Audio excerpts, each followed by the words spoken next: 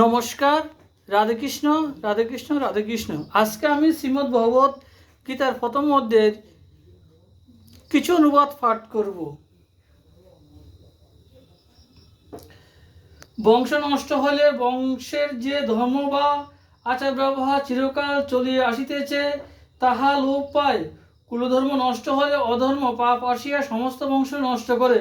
হে কৃষ্ণ, বংশ পাপ প্রবেশ করিলে কুলে নারীরা নষ্ট হইয়া যায়। নারীরা নষ্ট হইলে বর্ণসংকর অর্থাৎ মিশ্র জাতি জন্মে।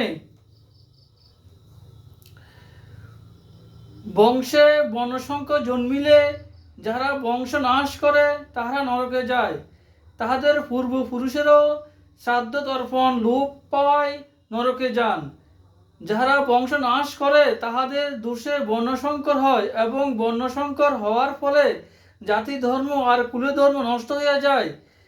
হে শ্রীকৃষ্ণ, আমরা গুরুমুখে শুনিয়াছি যে যাহাদের কুলধর্ম নষ্ট হয় তাহাদের নিশ্চয় নরকে বাস করিতে হয়। অবৈধ সন্তানের পিণ্ডজল পিতৃগণ পান না।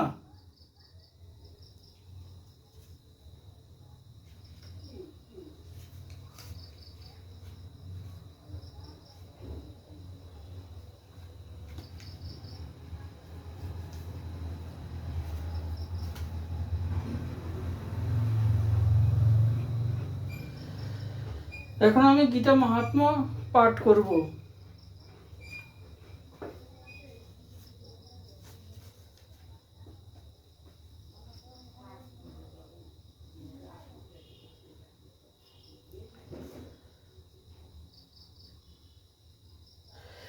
গীতার যাহার মন নাই তাহার সবে বৃথা হয় বলিয়া পণ্ডিতেরা বলিয়া গিয়াছেন।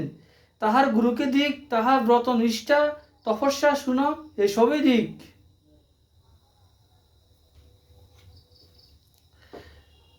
রাধেকৃষ্ণ রাধেকৃষ্ণ রাধেকৃষ্ণ। আমার এই গীতা পাঠ ভালো লাগলে আপনারা লাইক, কমেন্ট, শেয়ার এবং সাবস্ক্রাইব করবেন।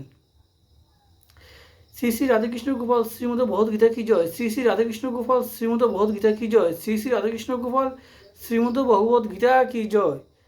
রাধেকৃষ্ণ রাধেকৃষ্ণ রাধেকৃষ্ণ। আমি দলুরা, খয়েরপুর, ওল্ড আগরতলা, ত্রিপুরা, ইন্ডিয়া থেকে বলছি। রাধেকৃষ্ণ রাধেকৃষ্ণ রাধেকৃষ্ণ।